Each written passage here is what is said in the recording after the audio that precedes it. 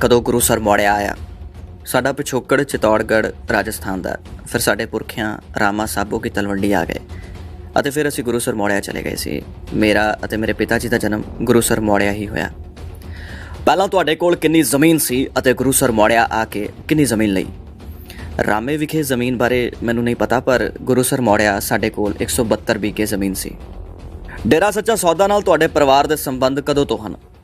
ਮੇਰੇ ਨਾਨੀ ਜੀ ਜਸਮੇਲ ਕੌਰ ਡੇਰੇ ਜਾਂਦੇ ਸਨ। ਫਿਰ ਮੈਂ ਆਪਣੇ ਪਿਤਾ ਜੀ ਨਾਲ 1972-1973 ਵਿੱਚ ਨਾਮ ਲਿਆ ਅਤੇ ਉਦੋਂ ਤੋਂ ਹੀ ਮੈਂ ਡੇਰੇ ਦਾ ਸ਼ਰਧਾਲੂ ਬਣ ਗਿਆ ਸੀ। ਡੇਰੇ ਦੇ ਮੁਖੀ ਕੌਣ ਅਤੇ ਕਦੋਂ ਰਹੇ ਹਨ? ਹੁਣ ਡੇਰੇ ਦਾ ਮੁਖੀ ਕੌਣ ਹੈ? ਪਹਿਲੇ ਗੁਰੂ ਜੀ ਸ਼ਾਹ ਮਸਤਾਨਾ ਜੀ ਸਨ। ਉਹਨਾਂ 1948 ਵਿੱਚ ਸਿਰਸਾ ਡੇਰੇ ਦੀ ਸ਼ੁਰੂਆਤ ਕੀਤੀ ਅਤੇ ਇਹ 1960 ਤੱਕ ਇਹ ਮੁਖੀ ਰਹੇ। ਉਸ ਤੋਂ ਬਾਅਦ ਸ਼ਾਹ ਸਤਨਾਮ ਸਿੰਘ ਜੀ ਡੇਰੇ ਦੇ ਮੁਖੀ ਬਣੇ, ਜਿਨ੍ਹਾਂ ਨੂੰ ਸ਼ਾਹ ਮਸਤਾਨਾ ਜੀ ਨੇ ਮੁਖੀ ਥਾਪਿਆ ਸੀ ਅਤੇ 12 ਜਾਂ 13 ਦਸੰਬਰ 1991 ਤੱਕ ਇਹ ਡੇਰੇ ਦੇ ਮੁਖੀ ਰਹੇ। ਅਤੇ ਉਸ ਤੋਂ ਬਾਅਦ ਮੈਂ ਡੇਰੇ ਸਿਰਸੇ ਦਾ ਮੁਖੀ ਬਣਿਆ, ਜੋ ਹੁਣ ਤੱਕ ਮੈਂ ਹੀ ਡੇਰੇ ਦਾ ਮੁਖੀ ਹਾਂ। ਡੇਰੇ ਦੇ ਮੁਖੀ ਅਧੀਨ ਕੌਣ ਕਿਸ ਉਪਾਧੀ 'ਤੇ ਕੰਮ ਕਰਦਾ ਸੀ? ਡੇਰੇ ਦੇ ਚੇਅਰਪਰਸਨ ਇੰਦਰ ਸੈਨ ਸਨ। ਉਹਨਾਂ ਤੋਂ ਬਾਅਦ ਡਾਕਟਰ ਨੈਣ ਚੇਅਰਪਰਸਨ ਬਣੇ। ਕਦੋਂ ਬਣੇ ਮੈਨੂੰ ਨਹੀਂ ਯਾਦ। ਇੰਦਰ ਸੈਨ ਦੇ ਬਜ਼ੁਰਗ ਹੋਣ ਤੋਂ ਬਾਅਦ ਡਾਕਟਰ ਨੈਣ ਚੇਅਰਪਰਸਨ ਬਣੇ। ਇਹਨਾਂ ਤੋਂ ਬਾਅਦ ਵਿਪਾਸਨਾ ਚੇਅਰਪਰਸਨ ਬਣੀ। ਇਹਨਾਂ ਦੇ ਥੱਲੇ 2-3 ਵਾਈਸ ਪ੍ਰੈਜ਼ੀਡੈਂਟ ਸਨ। ਸ਼ਾਹ ਸਤਨਾਮ ਟਰਸਟ ਦਾ ਮੈਂ ਚੀਫ ਪੈਟਰਨ ਸੀ, ਇਸ ਕਰਕੇ ਡੇਰੇ ਦੇ ਕੰਮਕਾਰ ਲਈ ਮੇਰੇ ਦਸਤਖਤ ਕਰਵਾ ਲੈਂਦੇ ਸਨ। ਦਰਸ਼ਨ ਸਿੰਘ ਨੂੰ ਲੋੜ ਪੈਣ 'ਤੇ ਮੁਖਤਿਆਰਨਾਮਾ ਦੇ ਕਰ ਕੰਮਕਾਰ ਕਰਵਾ ਲਿਆ ਜਾਂਦਾ ਸੀ। 45 ਮੈਂਬਰ ਸਾਧ ਸੰਗਤ ਜੀ ਚੁਣਦੀ ਸੀ ਅਤੇ ਡੇਰੇ ਦੀ ਮੈਨੇਜਮੈਂਟ ਥਾਪਦੀ ਸੀ। ਸੰਗਤ ਦੇ ਵਧਣ ਨਾਲ ਇਹਨਾਂ ਦੀ ਗਿਣਤੀ ਵੱਧਦੀ ਗਈ ਅਤੇ ਹੁਣ 45 ਮੈਂਬਰ ਇੱਕ ਸਟੇਟ ਦੀ ਕਾਰਗੁਜ਼ਾਰੀ ਦੇਖਦੇ ਹਨ। ਇਸ ਬਾਰੇ ਮੈਨੇਜਮੈਂਟ ਹੀ ਦੱਸ ਸਕਦੀ ਹੈ। ਮੈਂ ਕਿਸੇ ਦਾ ਨਾਮ ਨਹੀਂ ਜਾਣਦਾ, ਮੈਨੂੰ ਕਿਸੇ ਦਾ ਨਾਮ ਨਹੀਂ ਪਤਾ। ਹੁਣ ਕੌਣ ਉਹਨਾਂ ਉਪਾਧੀਆਂ 'ਤੇ ਕੰਮ ਕਰਦਾ ਹੈ ਅਤੇ ਉਹਨਾਂ ਦੀਆਂ ਹੁਣ ਕੀ ਡਿਊਟੀਆਂ ਹਨ? ਹੁਣ ਡਾਕਟਰ ਨੈਣ ਡੇਰੇ ਦੇ ਵਾਈਸ ਚੇਅਰਪਰਸਨ ਹਨ ਅਤੇ ਵਿਪਾਸਨਾ ਚੇਅਰਪਰਸਨ ਹਨ, ਜੋ ਡੇਰੇ ਦੀ ਸਾਂਭ ਸੰਭਾਲ ਕਰਦੇ ਸੀ, ਜੋ ਬੱਚਿਆਂ ਦੀ ਪੜ੍ਹਾਈ ਕਰਵਾਉਂਦੇ ਸੀ, ਸ਼ਾਦੀ ਕਰਵਾਉਂਦੇ ਸੀ। ਕੁੜੀਆਂ ਅਤੇ ਮੁੰਡਿਆਂ ਦਾ ਸਕੂਲ ਅਤੇ ਹੋਸਟਲ ਦੋਵੇਂ ਵੱਖੋ ਵੱਖਰੇ ਹਨ। ਪੜ੍ਹਨ ਵਾਲੇ ਬੱਚਿਆਂ ਦੀ ਗਿਣਤੀ ਬਾਰੇ ਮੈਨੂੰ ਕੋਈ ਯਾਦ ਨਹੀਂ। ਹਫ਼ਤੇ ਵਿੱਚ ਕਰੀਬ 5-7 ਵਿਆਹ ਕਰਦੇ ਸੀ ਅਤੇ ਜ਼ਿਆਦਾ ਤੋਂ ਜ਼ਿਆਦਾ 10-12 ਤੱਕ ਵਿਆਹ ਕਰ ਦਿੰਦੇ ਸੀ। ਤੁਹਾਡੇ ਨੀਚੇ ਕੰਮ ਕਰਨ ਵਾਲਿਆਂ ਨੂੰ ਕੌਣ ਹੁਕਮ ਦਿੰਦਾ ਸੀ ਜਾਂ ਕੰਮ ਦੱਸਦਾ ਸੀ? ਅਤੇ ਆਪ ਜੋ ਕੰਮ ਦੱਸਦੇ ਸੀ ਉਹ ਕੰਮ ਉਹ ਖੁਦ ਕਰਦੇ ਸੀ ਜਾਂ ਕਿਸੇ ਤੋਂ ਕਰਵਾਉਂਦੇ ਸੀ? ਮੈਨੇਜਮੈਂਟ ਹੀ ਸਾਰਾ ਕੰਮ ਘਰ ਚਲਾਉਂਦੀ ਸੀ। ਅਸੀਂ ਤਾਂ ਸ਼ਰਾਬ, ਸਾਰੇ ਨਸ਼ੇ, ਮੀਟ, ਆਂਡਾ ਔਰ ਵੈਸ਼ਿਆਵ੍ਰਿਤੀ ਤੋਂ ਵਰਜਦੇ ਸੀ। ਮੈਂ ਕੋਈ ਹੁਕਮ ਨਹੀਂ ਦਿੰਦਾ ਸੀ। ਸਿੱਖ ਪ੍ਰਚਾਰਕਾਂ ਬਲਜੀਤ ਸਿੰਘ ਦਾਦੂਵਾਲ, ਪੰਥਪ੍ਰੀਤ ਢੰਡਰੀਆਂ ਵਾਲੇ ਅਤੇ ਹਰਜਿੰਦਰ ਸਿੰਘ ਮਾਝੀ ਨਾਲ ਤੁਹਾਡੇ ਸੰਬੰਧ ਕਿਹੋ ਜਿਹੇ ਹਨ? ਇਹਨਾਂ ਵਿੱਚ ਕੋਈ ਸਾਨੂੰ ਨਹੀਂ ਮਿਲਿਆ ਅਤੇ ਨਾ ਹੀ ਪਰਸਨਲੀ ਜਾਣਦਾ ਹਾਂ। ਘੂਕਿਆਂ ਵਾਲੀ ਵਿੱਚ ਸਾਡੀ ਗੱਡੀ 'ਤੇ ਅਟੈਕ ਹੋਇਆ ਸੀ। ਡਰਾਈਵਰ ਫੂਲ ਸੀ, ਜਿਸ ਨਾਲ ਇਹ ਗੱਲ ਹੋਈ ਸੀ ਕਿ ਇਸ ਅਟੈਕ ਪਿੱਛੇ ਦਾਦੂਵਾਲ ਦਾ ਹੱਥ ਹੋ ਸਕਦਾ ਹੈ। ਪੰਥਪ੍ਰੀਤ ਸਿੰਘ, ਹਰਜਿੰਦਰ ਸਿੰਘ ਮਾਝੀ ਅਤੇ ਢੰਡਰੀਆਂ ਵਾਲਾ ਨਾਲ ਸਾਡਾ ਕੋਈ ਸਰੋਕਾਰ ਨਹੀਂ ਸੀ। ਇਹਨਾਂ ਨਾਲ ਮੇਰਾ ਕੋਈ ਮਤਭੇਦ ਨਹੀਂ ਸੀ। ਕਿ ਡੇਰੇ ਦੀ ਕੋਈ ਨੈਸ਼ਨਲ ਕਮੇਟੀ ਹੈ? ਡੇਰੇ ਦੀ ਮੈਨੇਜਮੈਂਟ ਹੀ ਇਸ ਬਾਰੇ ਦੱਸ ਸਕਦੀ ਹੈ। ਮੈਨੂੰ ਇਸ ਬਾਰੇ ਕੋਈ ਜਾਣਕਾਰੀ ਨਹੀਂ। ਮੈਨੇਜਮੈਂਟ ਹੀ ਇਸ ਬਾਰੇ ਦੱਸ ਸਕਦੀ ਹੈ। ਸਾਡੀ ਪੁੱਛਗਿੱਛ ਦੌਰਾਨ ਇਹ ਗੱਲ ਸਾਹਮਣੇ ਆਈ ਹੈ ਕਿ ਤੁਸੀਂ ਦਾਦੂਵਾਲ ਨੂੰ ਮਰਵਾਉਣਾ ਚਾਹੁੰਦੇ ਸੀ। ਅਸੀਂ ਇਹ ਚਰਚਾ ਸੁਣੀ ਸੀ ਕਿ ਦਾਦੂਵਾਲ ਸਾਨੂੰ ਮਰਵਾਉਣਾ ਚਾਹੁੰਦਾ ਹੈ, ਪਰ ਸਾਡਾ ਕਿਸੇ ਨਾਲ ਕੋਈ ਵੈਰ ਵਿਰੋਧ ਨਹੀਂ ਸੀ, ਨਾ ਹੀ ਅਸੀਂ ਕਿਸੇ ਨੂੰ ਮਰਵਾਉਣਾ ਚਾਹੁੰਦੇ ਸੀ। MSG ਕਦੋਂ ਲਾਂਚ ਹੋਈ ਅਤੇ ਇਸ ਦੇ ਭਾਈਵਾਲ ਕੌਣ ਹਨ? ਮੈਨੂੰ ਦਰਸ਼ਨ ਸਿੰਘ ਨੇ MSG ਦੀ ਮਸ਼ਹੂਰੀ ਲਈ ਕਿਹਾ ਸੀ। ਹੋਰ ਇਸ ਬਾਰੇ ਕੋਈ ਜਾਣਕਾਰੀ ਨਹੀਂ ਹੈ। ਤੂੰ ਆਪਣੇ ਕੁੜਮ ਹਰਮਿੰਦਰ ਜੱਸੀ ਨੂੰ ਕਿਉਂ ਮਰਵਾਉਣਾ ਚਾਹੁੰਦਾ ਸੀ? ਮੌੜ ਬੰਬ ਬਲਾਸਟ ਦਾ ਕੀ ਮਕਸਦ ਸੀ? ਇਹ ਗਲਤ ਹੈ, ਮੈਨੂੰ ਇਸ ਬਾਰੇ ਕੋਈ ਜਾਣਕਾਰੀ ਨਹੀਂ ਹੈ। ਖੱਟਾ ਸਿੰਘ ਤੋਂ ਬਾਅਦ ਤੁਹਾਡਾ ਡਰਾਈਵਰ ਕੌਣ ਸੀ? ਫੂਲ ਮੇਰਾ ਡਰਾਈਵਰ ਰਿਹਾ। ਖੱਟਾ ਸਿੰਘ ਕਦੇ ਵੀ ਮੇਰਾ ਡਰਾਈਵਰ ਨਹੀਂ ਸੀ। ਤੁਹਾਡੇ ਨਾਲ ਕਾਰਾਂ ਦਾ ਮਕੈਨਿਕ ਕੌਣ ਸੀ ਜੋ ਹਮੇਸ਼ਾ ਤੁਹਾਡੇ ਕਾਫਲੇ ਦੇ ਨਾਲ ਜਾਂਦਾ ਸੀ? ਮੈਨੂੰ ਨਹੀਂ ਪਤਾ ਕੋਈ ਮਕੈਨਿਕ ਵੀ ਨਾਲ ਚੱਲਦਾ ਸੀ ਕਿ ਨਹੀਂ। ਤੁਹਾਡੀ ਸਿਕਿਉਰਿਟੀ ਵਿੱਚ ਮੇਨ ਬਾਡੀਗਾਰਡ ਕੌਣ ਸਨ? ਮੇਰੇ 25-30 ਗਨਮੈਨ ਸਨ। ਮੇਰੇ ਬਾਡੀਗਾਰਡ ਕੋਈ ਨਹੀਂ ਸੀ। ਇਸ ਬਾਰੇ ਮੈਨੇਜਮੈਂਟ ਨੂੰ ਹੀ ਪਤਾ ਹੋ ਸਕਦਾ ਹੈ। ਤੁਹਾਡੀਆਂ ਫਿਲਮਾਂ ਕਿਸ ਬੈਨਰ ਤਹਿਤ ਬਣਦੀਆਂ ਸੀ? ਤੁਹਾਡੀਆਂ ਫਿਲਮਾਂ ਨੇ ਕੁੱਲ ਕਿੰਨਾ ਪੈਸਾ ਕਮਾਇਆ? ਇਹ ਹਕੀਕਤ ਐਂਟਰਟੇਨਮੈਂਟ ਬੈਨਰ ਥੱਲੇ ਹੀ ਬਣਦੀਆਂ ਸਨ। ਕਮਾਈ ਬਾਰੇ ਦਰਸ਼ਨ ਸਿੰਘ ਹੀ ਦੱਸ ਸਕਦਾ ਹੈ। ਇਸ ਸੰਬੰਧਿਤ ਰਿਕਾਰਡ ਬਾਰੇ ਮੈਨੂੰ ਕੁਝ ਨਹੀਂ ਪਤਾ। ਤੁਹਾਡੀ ਜਾਣਕਾਰੀ ਮੁਤਾਬਕ ਡੇਰੇ ਦੀ ਕੁੱਲ ਕਿੰਨੀ ਜਾਇਦਾਦ ਹੈ? ਇਸ ਬਾਰੇ ਮੈਨੂੰ ਕੋਈ ਜਾਣਕਾਰੀ ਨਹੀਂ ਹੈ। ਮੈਨੇਜਮੈਂਟ ਹੀ ਦੱਸ ਸਕਦੀ ਹੈ। ਡੇਰੇ ਦੇ ਕਮਰਸ਼ੀਅਲ ਇੰਟਰਸਟ ਕਿੱਥੇ ਹਨ? ਇਸ ਬਾਰੇ ਮੈਨੂੰ ਕੋਈ ਜਾਣਕਾਰੀ ਨਹੀਂ ਹੈ। ਮੈਨੇਜਮੈਂਟ ਹੀ ਦੱਸ ਸਕਦੀ ਹੈ। ਭਾਰਤ ਵਿੱਚ ਕੁੱਲ ਕਿੰਨੇ ਡੇਰੇ ਹਨ ਅਤੇ ਵਿਦੇਸ਼ਾਂ ਵਿੱਚ ਕਿਸ ਥਾਂ 'ਤੇ ਡੇਰੇ ਹਨ? ਇਸ ਬਾਰੇ ਮੈਨੂੰ ਕੋਈ ਜਾਣਕਾਰੀ ਨਹੀਂ ਹੈ। ਡੇਰੇ ਦੀ ਵੈਬਸਾਈਟ 'ਤੇ ਡੇਰੇ ਦੇ ਪ੍ਰਬੰਧਨ ਬਾਰੇ ਕੀ ਲਿਖਿਆ ਹੈ? ਇਸ ਵਿੱਚ ਕਿਸ ਦਾ ਨਾਮ ਲਿਖਿਆ ਹੋਇਆ? ਡੇਰੇ ਦੀ ਮੈਨੇਜਮੈਂਟ ਹੀ ਇਸ ਬਾਰੇ ਜਾਣਦੀ ਹੈ। ਯੂਥ ਵਿੰਗ ਦੇ 45 ਮੈਂਬਰ ਕੌਣ ਸਨ? ਇਹ ਮੈਂਬਰ ਕੌਣ ਬਣਾਉਂਦਾ ਸੀ? ਇਹ ਮੈਂਬਰ ਸੰਗਤ ਹੀ ਚੁਣਦੀ ਸੀ, ਜਿਸ ਦੇ ਰਿਕਾਰਡ ਬਾਰੇ ਮੈਨੇਜਮੈਂਟ ਹੀ ਦੱਸ ਸਕਦੀ ਹੈ। ਜਤਿੰਦਰਵੀਰ ਅਰੋੜਾ ਨੂੰ 45 ਮੈਂਬਰ ਕਮੇਟੀ ਦਾ ਮੈਂਬਰ ਕਿਸ ਦੇ ਕਹਿਣ 'ਤੇ ਬਣਵਾਇਆ ਸੀ? ਮੈਨੂੰ ਇਸ ਬਾਰੇ ਕੋਈ ਜਾਣਕਾਰੀ ਨਹੀਂ ਹੈ। ਪ੍ਰਿਥਵੀ ਸਿੰਘ ਉਰਫ ਪਿਰਥੀ ਅਤੇ ਦਵਿੰਦਰ ਸਿੰਘ ਹਰੀਏਵਾਲਾ ਨੂੰ 45 ਮੈਂਬਰ ਕਮੇਟੀ ਦਾ ਮੈਂਬਰ ਕਿਸ ਦੇ ਕਹਿਣ 'ਤੇ ਬਣਾਇਆ ਸੀ? ਮੈਨੂੰ ਇਸ ਬਾਰੇ ਕੋਈ ਜਾਣਕਾਰੀ ਨਹੀਂ ਹੈ। ਕਿ ਡੇਰੇ ਵਿੱਚ ਕੋਈ ਵੱਖਰੀ ਕਰੰਸੀ ਵੀ ਚੱਲਦੀ ਸੀ? ਕੂਪਨ ਬਾਰੇ ਸੁਣਿਆ ਸੀ, ਪਰ ਵੱਖਰੀ ਕਰੰਸੀ ਬਾਰੇ ਕਮੇਟੀ ਹੀ ਦੱਸ ਸਕਦੀ ਹੈ। ਡੇਰੇ ਦੀ ਜ਼ਮੀਨ ਤੇ ਫੈਕਟਰੀਆਂ ਕਿਸ ਤਰ੍ਹਾਂ ਲੱਗੀਆਂ, ਇਹਨਾਂ ਦੀ ਮਾਲਕੀ ਕਿਸ ਦੀ ਹੈ? ਮੈਨੂੰ ਨਹੀਂ ਪਤਾ, ਇਸ ਬਾਰੇ ਮੈਨੇਜਮੈਂਟ ਹੀ ਦੱਸ ਸਕਦੀ ਹੈ। ਆਪ ਦੇ ਡੇਰੇ ਦੇ ਕੁੱਲ ਕਿੰਨੇ ਸ਼ਰਧਾਲੂ ਹਨ? ਤਕਰੀਬਨ 5 ਤੋਂ 6 ਕਰੋੜ। ਡੇਰੇ ਵਿੱਚ ਕੋਈ ਚੜਾਵਾ ਨਹੀਂ ਚੜਦਾ, ਪਰ ਫਿਰ ਇੰਨਾ ਪੈਸਾ ਕਿੱਥੋਂ ਆਇਆ? ਖੇਤੀਬਾੜੀ ਅਤੇ ਕੰਟੀਨਾਂ ਦੀ ਇਨਕਮ ਨਾਲ ਹੀ ਪੈਸਾ ਆਉਂਦਾ ਸੀ। ਬਾਕੀ ਡਿਟੇਲ ਵਿੱਚ ਮੈਨੇਜਮੈਂਟ ਹੀ ਦੱਸ ਸਕਦੀ ਹੈ। ਪਰਮਾਰਥ ਇਕੱਠਾ ਕਰਨ ਦਾ ਕੀ ਪ੍ਰੋਸੈਸ ਹੈ?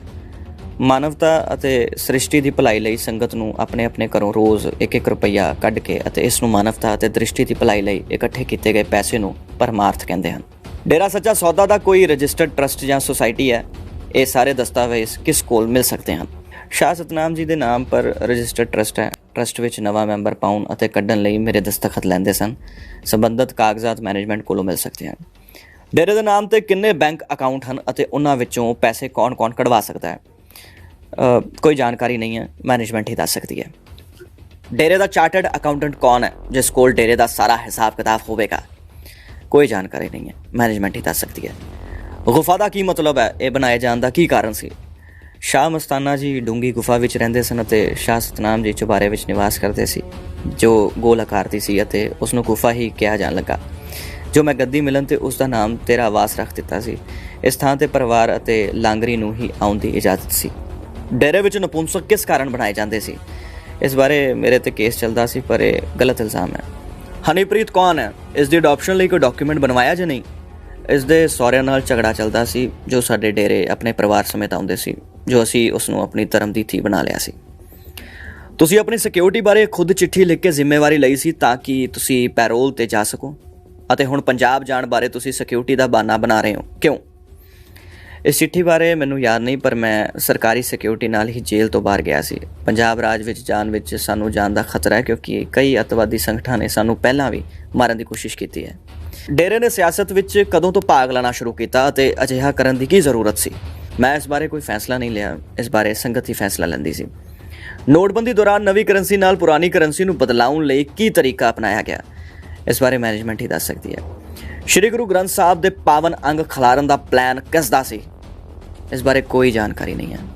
ਸ਼੍ਰੀ ਗੁਰੂ ਗ੍ਰੰਥ ਸਾਹਿਬ ਚੋਰੀ ਕਰਕੇ ਕਿੱਥੇ ਲੈ ਗਏ ਸੀ ਅਤੇ ਹੁਣ ਉਹ ਬਾਕੀ ਸਰੂਪ ਕਿੱਥੇ ਹਨ? ਸਾਨੂੰ ਇਸ ਬਾਰੇ ਕੋਈ ਜਾਣਕਾਰੀ ਨਹੀਂ ਹੈ। ਕੀ ਤੁਸੀਂ ਮਹਿੰਦਰਪਾਲ ਬਿੱਟੂ ਨੂੰ ਜਾਣਦੇ ਹੋ? ਮਹਿੰਦਰਪਾਲ ਬਿੱਟੂ ਦਾ ਸੰਬੰਧ ਕਿਸੇ ਕਮੇਟੀ ਨਾਲ ਸੀ? ਮੈਂ ਇਸ ਨੂੰ ਨਹੀਂ ਜਾਣਦਾ, ਇਸ ਬਾਰੇ ਮੈਨੇਜਮੈਂਟ ਹੀ ਦੱਸ ਸਕਦੀ ਹੈ। ਕੀ ਤੁਹਾਨੂੰ ਪਤਾ ਹੈ ਕਿ ਮਹਿੰਦਰਪਾਲ ਬਿੱਟੂ ਦਾ ਕਤਲ ਜੇਲ੍ਹ ਵਿੱਚ ਹੋ ਗਿਆ ਸੀ? ਕੀ ਤੁਹਾਨੂੰ ਪਤਾ ਹੈ ਕਿ ਮਹਿੰਦਰਪਾਲ ਬਿੱਟੂ ਦਾ ਕਤਲ ਗੁਰੂ ਗ੍ਰੰਥ ਸਾਹਿਬ ਜੀ ਦੀ ਬੇਅਦਬੀ ਕਰਕੇ ਹੋਇਆ ਸੀ? ਮੈਨੂੰ ਇਸ ਬਾਰੇ ਜੇਲ੍ਹ ਵਿੱਚ ਕਿਸੇ ਮੁਲਾਜ਼ਮ ਨੇ ਦੱਸਿਆ ਸੀ, ਪਰ ਇਹ ਨਹੀਂ ਦੱਸਿਆ ਸੀ ਕਿ ਕਿਸ ਕਰਕੇ ਮਾਰਿਆ, ਅਤੇ ਨਾ ਹੀ ਮੈਂ ਇਸ ਦੀ ਪੜਤਾਲ ਕੀਤੀ। ਕਿ ਤੁਸੀਂ ਹਰਸ਼ ਧੂਰੀ, ਸੰਦੀਪ ਬਰੇਟਾ ਅਤੇ ਪ੍ਰਦੀਪ ਕਲੇਰ ਨੂੰ ਜਾਣਦੇ ਹੋ? ਮੈਂ ਇਹਨਾਂ ਨੂੰ ਨਹੀਂ ਜਾਣਦਾ। ਇਹ ਕਿਸ ਕਮੇਟੀ ਨਾਲ ਸੰਬੰਧ ਰੱਖਦੇ ਹਨ? ਮੈਨੂੰ ਨਹੀਂ ਪਤਾ। ਕਿ ਤੁਹਾਨੂੰ ਪਤਾ ਹੈ ਕਿ 3 ਬੰਦੇ ਹੁਣ ਕਿੱਥੇ ਹਨ? ਮੈਨੂੰ ਕਿਸੇ ਬਾਰੇ ਕੁਝ ਨਹੀਂ ਪਤਾ। ਕਿ ਤੁਹਾਨੂੰ ਪਤਾ ਹੈ ਕਿ ਗੁਰੂ ਗ੍ਰੰਥ ਸਾਹਿਬ ਜੀ ਦੀ ਬੇਅਦਬੀ ਕਰਨ ਲਈ ਮਹਿੰਦਰਪਾਲ ਬਿੱਟੂ ਵੱਲੋਂ ਸੁਖਜਿੰਦਰ ਸਿੰਘ ਵਗੈਰਾ ਨੂੰ ਕਿਹਾ ਗਿਆ ਸੀ? ਨਹੀਂ, ਮੈਨੂੰ ਨਹੀਂ ਪਤਾ। ਡੇਰੇ ਦੇ ਕਿਸੇ ਵੀ ਕੰਮ ਦੀ ਅਪਰੂਵਲ ਕੌਣ ਦਿੰਦਾ ਸੀ? ਦਰਸ਼ਨ ਸਿੰਘ ਫੈਸਲੇ ਲੈਂਦਾ ਸੀ। ਉਸ ਦੀ ਮੌਤ ਤੋਂ ਬਾਅਦ ਸ਼ਾਇਦ ਮੈਨੇਜਮੈਂਟ ਫੈਸਲੇ ਲੈਂਦੀ ਸੀ। ਮਹਿੰਦਰਪਾਲ ਬਿੱਟੂ ਨੇ ਆਪਣੇ ਬਿਆਨ ਵਿੱਚ ਇਹ ਵੀ ਦੱਸਿਆ ਸੀ ਕਿ ਧੂਰੀ, ਸੰਦੀਪ ਬਰੇਟਾ ਅਤੇ ਪ੍ਰਦੀਪ ਕਲੇਰ ਨੂੰ ਇਹ ਹੁਕਮ ਡੇਰੇ ਵੱਲੋਂ ਹੋਇਆ ਸੀ। ਇਸ ਸੰਬੰਧੀ ਤੁਸੀਂ ਕੀ ਕਹਿਣਾ ਚਾਹੁੰਦੇ ਹੋ? ਕੋਈ ਹੁਕਮ ਨਹੀਂ ਦਿੱਤਾ। ਕਿ ਗੁਰੂ ਗ੍ਰੰਥ ਸਾਹਿਬ ਜੀ ਦੀ ਬੇਅਦਬੀ ਕਰਨ ਸੰਬੰਧੀ ਕੋਈ ਮੀਟਿੰਗਾਂ ਡੇਰੇ ਵਿੱਚ ਹੋਈਆਂ ਸੀ? ਜੀ ਨਹੀਂ, ਮੈਨੂੰ ਨਹੀਂ ਪਤਾ। ਬੇਅਦਬੀਆਂ ਪੰਜਾਬ ਵਿੱਚ ਹੋਈਆਂ ਹਨ, ਉਹਨਾਂ ਸੰਬੰਧੀ ਤੁਹਾਨੂੰ ਕੀ ਜਾਣਕਾਰੀ ਸੀ? ਮੈਨੂੰ ਕੋਈ ਜਾਣਕਾਰੀ ਨਹੀਂ ਹੈ। ਸੰਦੀਪ ਬਰੇਟਾ, ਹਰੀਸ਼ ਧੂਰੀ ਅਤੇ ਪ੍ਰਦੀਪ ਕਲੇਰ ਹੁਣ ਵੀ ਡੇਰੇ ਵਿੱਚ ਹਨ? ਮੈਨੂੰ ਕੋਈ ਜਾਣਕਾਰੀ ਨਹੀਂ ਹੈ। ਬੁਰਜਵਾਰ ਸਿੰਘ ਵਾਲਾ ਵਿਖੇ ਮਾਝੀ ਦੇ ਦੀਵਾਨਾਂ ਵਿੱਚ ਡੇਰੇ ਦੇ ਲੌਕਟ ਲੁਹਾਏ ਗਏ, ਇਸ ਬਾਰੇ ਤੁਹਾਨੂੰ ਕਿਸ ਨੇ ਦੱਸਿਆ ਸੀ? ਇਸ ਬਾਰੇ ਤੁਹਾਡਾ ਕੀ ਰਿਐਕਸ਼ਨ ਸੀ? ਮੈਨੂੰ ਇਸ ਬਾਰੇ ਅੱਜ ਤੱਕ ਕੋਈ ਜਾਣਕਾਰੀ ਨਹੀਂ ਹੈ। ਇਹ ਤੱਥ ਮੈਨੂੰ ਆਪ ਨਹੀਂ ਦੱਸਿਆ। ਮੈਨੂੰ ਇਸ ਬਾਰੇ ਕੁਝ ਨਹੀਂ ਪਤਾ ਅਤੇ ਪਰਮਾਤਮਾ ਉਹਨਾਂ ਨੂੰ ਸਦਬੁੱਧੀ ਬਖਸ਼ੇ। ਡੇਰੇ ਦੇ ਲੌਕਟ ਲੁਹਾਉਣ ਬਾਰੇ ਹੁਣ ਤੁਹਾਡਾ ਕੀ ਐਕਸ਼ਨ ਪਲਾਨ ਹੈ?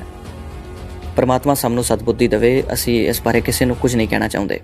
ਕੀ ਤੁਹਾਨੂੰ ਪਤਾ ਹੈ ਕਿ ਪਿੰਡ ਬੁਰਜਵਾਰ ਸਿੰਘ ਵਾਲਾ ਵਿਖੇ ਡੇਰੇ ਦੇ ਲੌਕਟ ਕਿਸ ਦੇ ਕਹਿਣ ਪਰ ਸੁੱਟੇ ਗਏ ਸੀ? ਮੈਨੂੰ ਕੋਈ ਜਾਣਕਾਰੀ ਨਹੀਂ ਹੈ। ਪ੍ਰੇਮੀਆਂ ਵੱਲੋਂ ਆਪਣੇ ਗਲਾਂ ਵਿੱਚ ਲੌਕਟ ਲਾ ਕੇ ਸੁੱਟਣ ਸੰਬੰਧੀ ਘਟਨਾ ਬਾਰੇ ਤੁਹਾਨੂੰ ਕਿਸ ਨੇ ਜਾਣਕਾਰੀ ਦਿੱਤੀ ਸੀ? ਮੈਨੂੰ ਇਸ ਬਾਰੇ ਤੁਹਾਡੇ ਕੋਲੋਂ ਹੀ ਪਤਾ ਲੱਗਾ।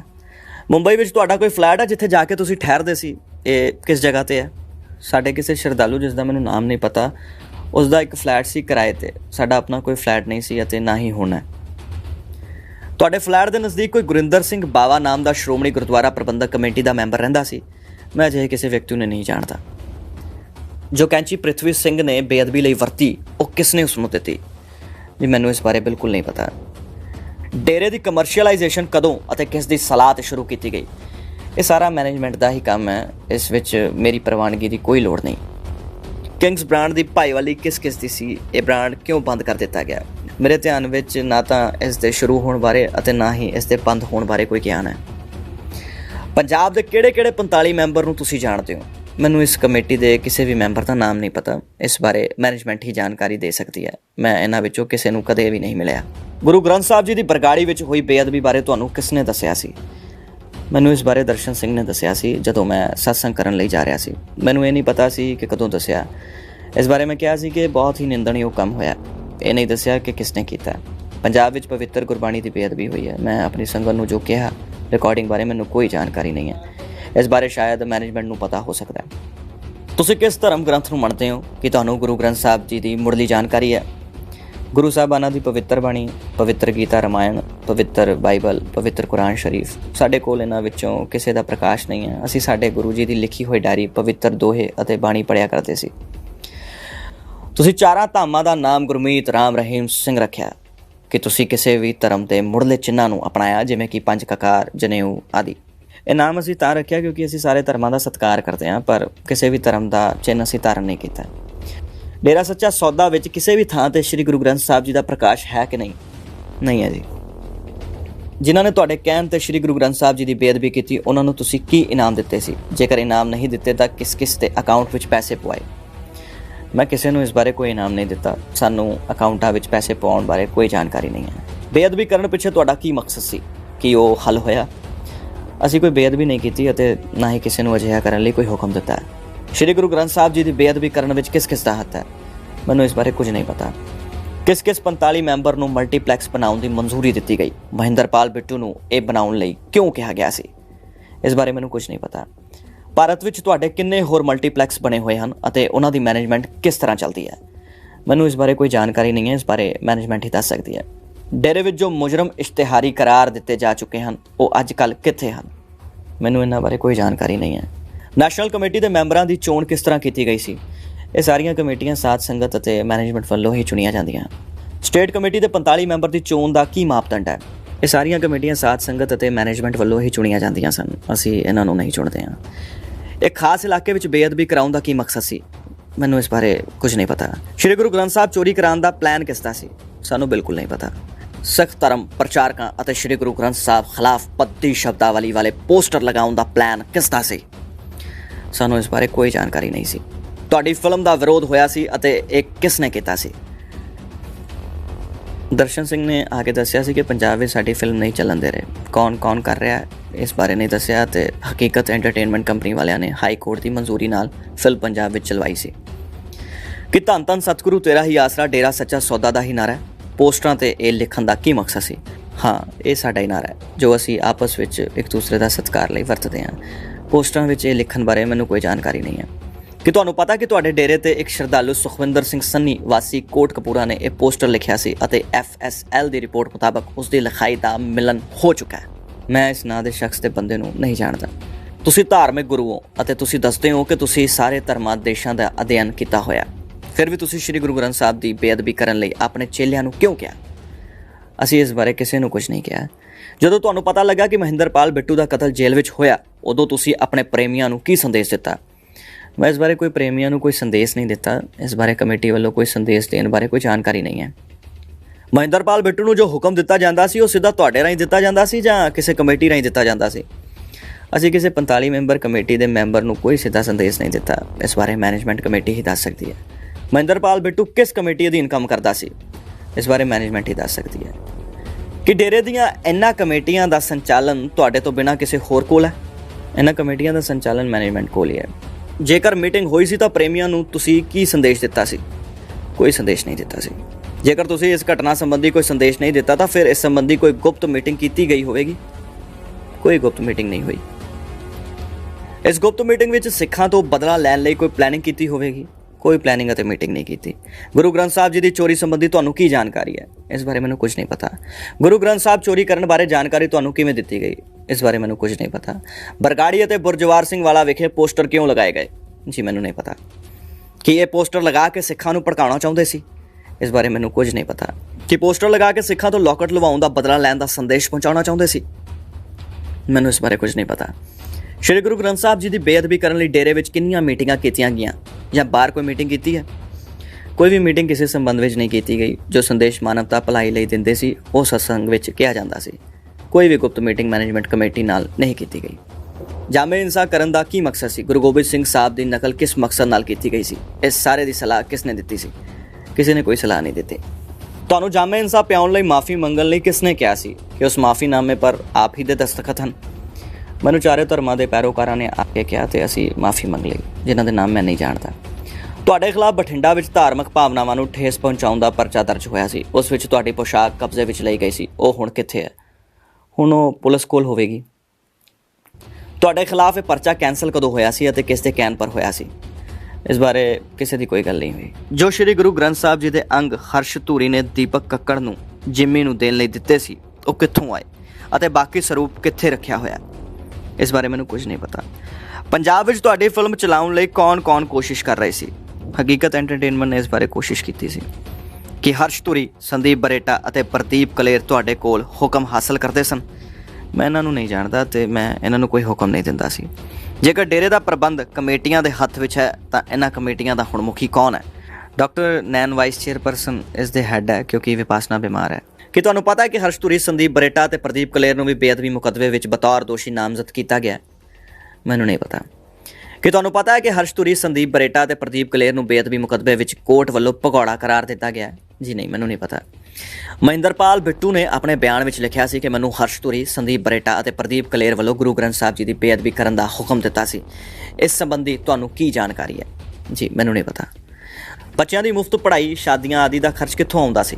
ਡੇਰੇ ਦੀ ਜ਼ਮੀਨ ਦੀ ਇਨਕਮ ਤੋਂ ਅਤੇ ਬਲਾਕ ਵਾਲੇ ਕਰਦੇ ਸੀ। ਡੇਰੇ ਦੇ ਬੈਂਕ ਅਕਾਊਂਟ ਕੌਣ ਮੈਨੇਜ ਕਰਦਾ ਹੈ? ਮੈਨੇਜਮੈਂਟ ਕਰਦੀ ਹੈ।